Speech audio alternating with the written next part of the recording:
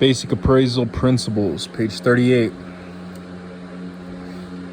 The appraiser should use caution when making extraordinary assumptions and should carefully communicate in the appraisal the extraordinary assumption that has been made.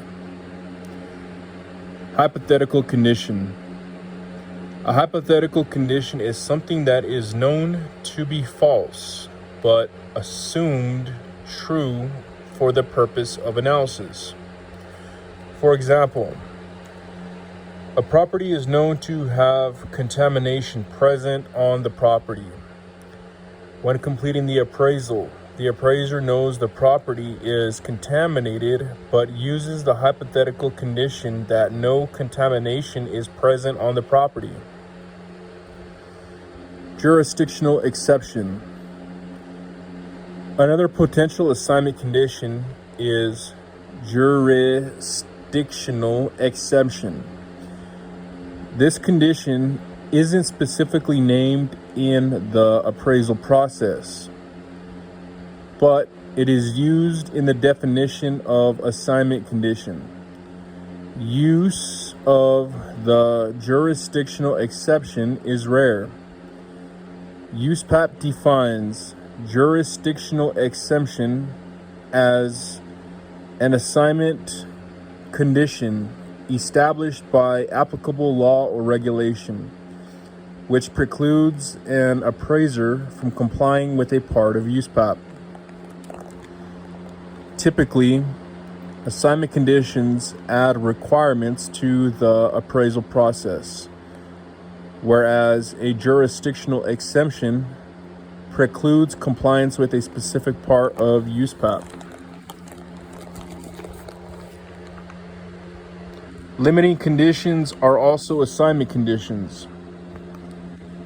Some reporting formats include statements on the reporting form that are considered assignment conditions.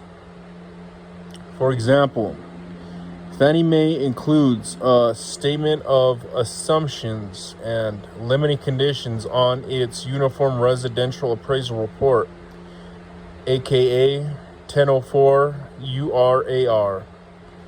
These assumptions and limiting conditions are also considered assignment conditions.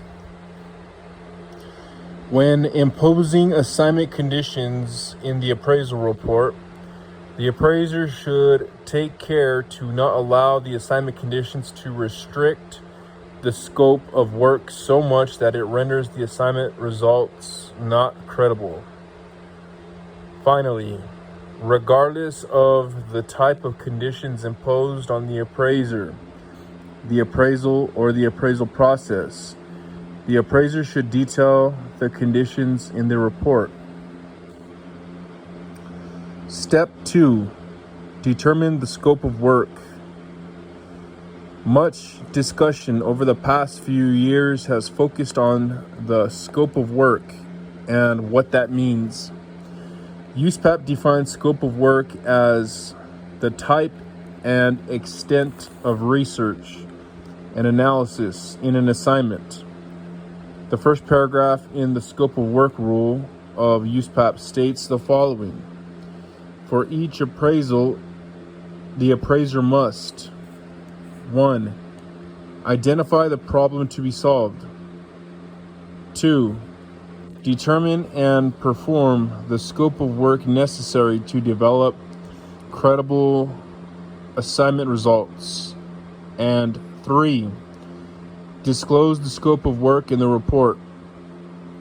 An appraiser must properly identify the problem to be solved in order to determine the appropriate scope of work. The appraiser must be prepared to demonstrate that the scope of work is sufficient to produce credible assignment results.